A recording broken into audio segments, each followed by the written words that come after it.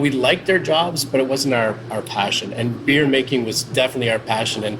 And also realizing that, life's too short to just leave it all on the table and just say, man, what if? I don't think we ever wanted to be those guys that said, look back with regret and say, what if? Are you a brewhead? I'm a brewhead. Are you a brewhead? I'm a brewhead. Y'all are brewheads? Yeah, we brewheads. So pour a glass of craft beer, we can do this. Yeah. What's good, y'all? This is C-Certified Brewhead, and welcome to episode 134 of Beer and Other Shit podcast. This afternoon, we are in glorious Orleans, Ontario, just outside of Ottawa, at Stray Dog Brewing Co. with Marc and Justin, co-founders and co-dreamers. Gentlemen, thank you for having us. Thanks for being here. Appreciate it. Thanks, man. Long time coming? Yeah, big time. Been meaning to do this for a while. I haven't been here in a couple of years. We were just talking about it before. Justin and I met at the CBAs, Canadian Brewing Awards in 2017. Yeah. At the gala when everyone was smashed. Were you there, Marc? You didn't go? I was you were there? there. Yeah. Well, probably under a table somewhere. Yeah. How good was the throwing the coasters in the air? Do you remember that during the dinner? I don't really remember too much from Yeah, we were way far in the back where all the award-winning beers were at that back bar. You just posted up there the whole night? So we were like, which one's this one? And we would be cracking a whole bunch before everybody else had a chance. It was good move. Yeah. There was some solid beers there, right? It was. It was awesome. I was very, very impressed. So at the time, you guys hadn't opened yet. And now, I guess you opened only a few weeks or a month or something after that, right? That was May 2017. And now it's April 2019. Yeah, I think we opened in June. July 17th, actually. The doors open. Okay. Yeah. So a few months after. It's beautiful. Nice to finally see the place. Right now, we are drinking the Jagged little Pilsner, which is not a year-round. It's a kind of seasonal. Yeah, so we brew that normally in December in anticipation of things slowing down a little bit in January and February. Ooh, and it's cool because we get to do some of the passion projects when things slow down. We know that it's not such a hustle to keep all the tanks full. Right. So it's a time when we can let a beer sit in the tank for like the 6 2 weeks months. it takes, which is crazy. Yeah. Great name as well. That's not you won't get in trouble for that. It's kind of like I know that everyone's like busting us on copyrights these days. Yeah, it's cool. I guess it's just an album name, so it's not like Yeah, there's a little bit of family history with Morissette family. My family grew up with them as well. Oh, you're from Canada? They're actually from Ottawa. Yeah. So no way. Yeah, my mom was a school teacher, and Georgia and Alan were both teachers at the same time too. And so that's kind of how we knew them. Right. Now, I thought this would be a great idea, and I pitched it to Justin, and he thought, yeah, man, this would be really cool. And then, of course, we said, you know what, maybe we should just kind of reach out and make sure it's okay. And so I reached out to Alan, her dad, and he said, well, people in LA may have an issue, but in Ottawa, I don't see it being an issue. So here it is, and so far so good. Everybody loves it. Everybody gets a little bit of a giggle, and it's a nod to a hometown artist. That's fantastic. Yeah. That's even cooler, actually. Worldwide hometown artist doesn't happen all the time, right? Exactly. Beer is great, crisp, nice and bready, nice and balanced, sweet as well. Yeah, thanks. Crushable. I like it. It's great. Could you? I guess it's just not possible to make a year round though because of the. Probably not. As is. Yeah, it's just it's a beer that we like to make it the traditional way, right? As well, where we give it the time it deserves. You can pump out a Pilsner or a lager pretty quick, but it's probably not the kind of beer that we would necessarily want to do or slap our name on. Gotcha. Yeah. Makes sense. I love it. So let's kick off with the beer story. So whoever wants to go first, how did you get into beer? Well, growing up, I always loved beer, maybe a little bit too much as a teenager. No such thing. But I got into the whole craft beer scene just through home brewing. Nice. It was one of those things that, I have 3 brothers. 2 of them started home brewing. One of them was out in Calgary. The other one was back in Halifax. I was here, and I saw that my brothers were doing it. I was like, oh, that looks, super cool. It'd be nice to have another fun hobby type thing. Mm-hmm. So I told my girlfriend, who's now my wife, it's like, honey, we should start making our own beer. She was like, yeah, that sounds like fun. And 2 weeks later, I showed up at her door with a couple of carboys in my arms. She's like, what's that? Yeah. I was like, remember you said we were going to make beer? And she's like, oh, yeah, you're serious. And that's kind of how it started. And then the homebrew bug kind of took over, and that's how I got into looking at home brewing, but Yeah, same thing. I grew up. I always loved different types of beer. It first started off because when I was going to house parties, like people would always steal your beer. Yeah. I was a Molson X guy growing up. We've all been there, bro. Yeah, Okay. exactly. You got to start it somewhere, right? Start at the bottom. Yes. And then I started bringing in like the weird, absurd type of beers, so that I knew when somebody was like stealing my stash.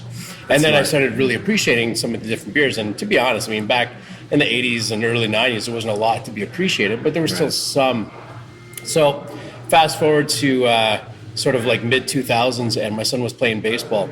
And up till then, I was when I turned 40, I did this blog called 40 Beers for 40 Years, and I would blog about it, and it really got me to really appreciate the different types of styles that were out there. Force you to try some more stuff too, probably. Yeah, right? exactly. And just think, and by then too, like at the LCBO, the choices were a lot more vast than there were before. Right. So, anyways, yeah, my son was playing baseball, and then we had the end of the year party, and one of the assistant coaches, who's a local guy here, they had said, "You got to come to the party. This guy makes his own beer." Right. And I thought, well, fuck, why? My uncle used to make his own beer too, and it was disgusting. The 1 liter plastic bottles, right? And it just tasted like shit. Yeah. So I was a little bit hesitant going into it. So I walked into this place, this backyard. It was absolutely beautiful. And I went into the gazebo where the homebrew beer was. And it was in an organic green bin. Okay. All right. And so I lifted the lid. Well, actually, before I lifted the lid, there was a tap handle coming out of it. I'm like, this is nuts. This is really That's cool. actually kind of crazy. Yeah. So I lifted up, and there was a corny keg surrounded by some ice, and I'm like, man, this is going to be amazing. So I poured myself. I remember still, it was all Amarillo pale ale, and I tasted it. I'm like, I can't believe this guy made this beer. And so I went up to him. His name is Andy Lalonde, and he became my mentor for that moment on. I questioned him relentlessly. Dude, I want to come to your house. I want to learn how to make beer like this. Right. And he goes, man, I'm brewing every single Friday, building up my stores for the winter, so come on by. And I went there. I asked a bunch of questions. I cleaned. I modeled basically my homebrew system after his. And that was it. I just absolutely fell in love with brewing beer and challenging myself. And that's how I met this guy, actually, too. Right. That was my next question. How did you guys connect? Yeah, so there's this online community here in Ottawa and slightly outside of Ottawa called the Members of Parliament, and Nice. it's called the Mob for short. Okay. Yeah. like Anyway, after I had started home brewing, I didn't know anybody else that was doing it. I was just the only guy that was making it. Started in the kitchen and the garage, all that stuff, and then the more you do it, you kind of start seeking out people that have similar interests to you. Absolutely. So I found out about this group, joined the group, and then it turns out that there was a subgroup for Orleans called the Dweebs, which stands for Drinking with East End Brewers. Amazing. And You guys are the best with like puns and stuff like that. It doesn't get any better. Sometimes there's a bunch of engineers as part of the group, they just come up with these crazy acronyms. But so there was one of the meetings for the Dweebs. They get together every month. People bring their own homebrew, you critique it, just basically sharing stuff. Mark and I ended up kind of meeting through that.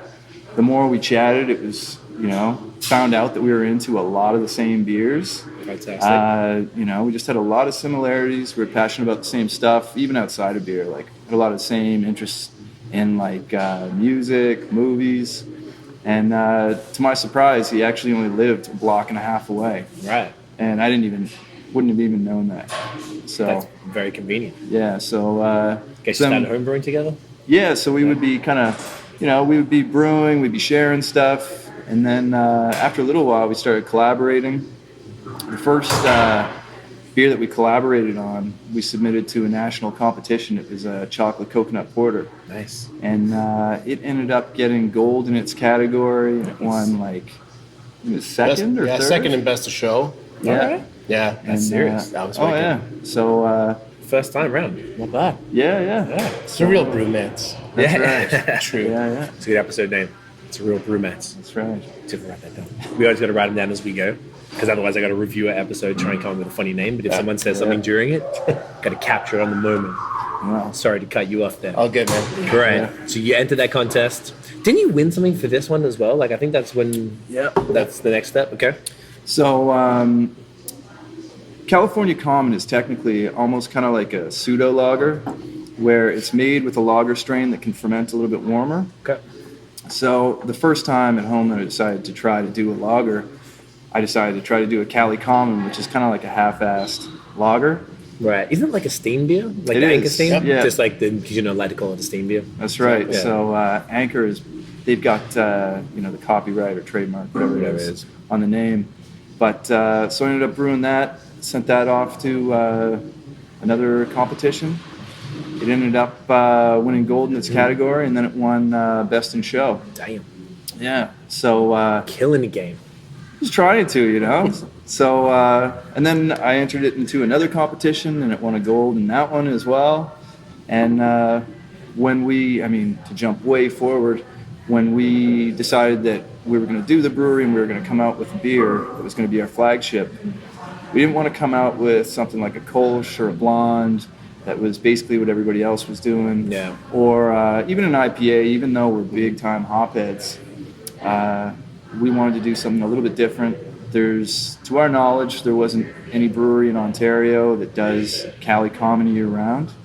Is there? I don't even know if there is. No. I don't think there is one on the regular at all. No. There was one that we saw comes out. I can't remember. It's a gold can. I don't know what the hell it's called anymore. And it's a lot lighter than the one that we've got. It's a lot lighter on the it's on the quite scale. different. Okay. Yeah, but as far as we know, we're the only ones that certainly do it as our flagship beer and on a regular basis. Nice. So and so far it's been the same way all the way through. So it was a calculated risk, I guess, but I think it was a smart move because what's really beautiful about this beer is it's kind of one of those beers that like craft beer nerds really appreciate it for the sort of historical significance about it. Yeah. And then people who are just getting into craft beer sort of really appreciate it as well. So it's that nice entryway.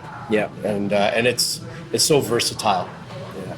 Definitely agreed. I think that was, if I'm not mistaken, it was probably the first one I'd had. I'd had steam beer, but at the time, I think I didn't even know what it was. You said Cali Common. What the hell's that? Yeah. And I think you told me that it was the steam stuff, and I was so impressed because I'm more of the haze and hops kind of dude. I'm not so much into the malty stuff, but the California Common is by far my favorite style of the malt forward beers, and your one is the best one I've had. It's phenomenal. I can see why it keeps winning stuff, and it's a cool concept to have a flagship beer that's no one else is doing, right? Really, really makes you stand out amongst that very crowded field right now. And I think I heard you refer to it in a way that is perfect. And this was back then. I think you referred to it almost like a North American version of an ESB. Yes, actually, I remember that. Yeah, And when you said it, I was like, that's a perfect description for the beer. It's a little sweeter, a little less like more carbonated. I was gonna say less bland. I guess it's because I find ESB is a little on the bland side, but I guess it's got the caramels turned up a bit. And it really works with the malt profile. Yeah. In a way that I think it makes the malt shine. We always talk about. I'm really this the Simcoe whatever. The malts really shine through in that beer. Yeah.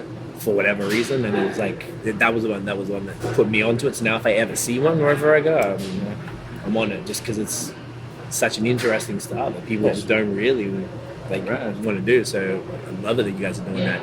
So at what point did you guys decide to start a brew? Yeah. Where did that come from? Yeah, so, we would brew and we would chat, and probably around 3 years or so, for at least 3 years, we would, head to his place or my place, sit around the kitchen table, much like what we're doing right now, and we'd split beers. Sometimes it was stuff that we made, hey, what do you think of this? Can it be a little bit better? What's it missing? Whatever. What's that off flavor?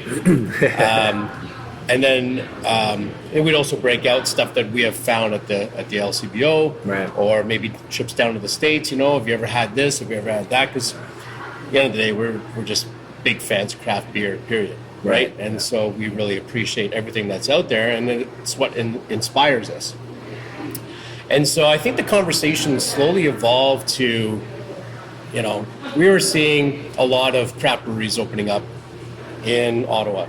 And I think at the time I was a tour guide with a local tour company, part-time, called Brew Donkey. I'm about to say, yeah, I heard of them. Yeah, and so I was one of the original tour people, and so I'd be able to bring beers too. And so we were just kind of talking and spitballing ideas.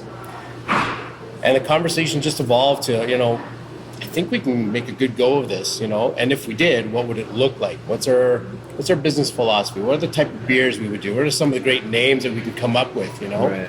How could we be different than everybody else? And at the same time, the sandbox is getting a little bit smaller every single time in Ottawa, so, we wanted to do it right. And so, honestly, I think it was a better part of 3 years where it was just he and I coming up with ideas.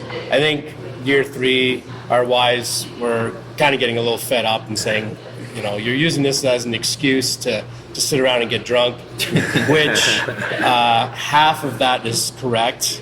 But there was definitely an underlying desire, I think, from both of us, where when Justin said, we had a lot of things in common. One of those things, it's funny because we both come from a public relations background, both working in a not-for-profit sector, Right. where, we liked our jobs, but it wasn't our passion. And beer making was definitely our passion. And also realizing that, life's too short to just leave it all on the table and just say, man, what if? I don't think we ever wanted to be those guys that said, look back with regret and say, what if? Yeah. So we tried a couple of ideas with some restaurants, trying to encourage them to get a brew pub endorsement and follow sort of the example of what some local guys did, where we would brew on their premises, very, very small scale, build our name very slowly, and then the end result would always be this bricks and mortar brewery. Right. 2 of those ideas fell through, which actually accelerated where we are today, which is full on going right into the brewery, asking people for money. Right. Yeah, this was kind of supposed to be almost like the last step. And when we got knocked down the first couple times, it was one of those ones that was like, I don't know if this is ever going to happen. Right. And it's like, well, you know what? If we don't just throw everything we have at it, it's not. And nobody's going to do it for us. Yeah. We got to take the big risks. And we did, and here we are today. Yeah. Gentlemen, thank you so much for hanging out. Where can everybody find Stray Dog online? Yeah, website, Facebook, Twitter, Instagram. Everything? We're all over the socials except for Snapchat. No, you didn't worry I about don't it. even know. That's for the 12-year-olds. Those are the ones that don't drink. Yeah. Yeah. Or, Maybe they do.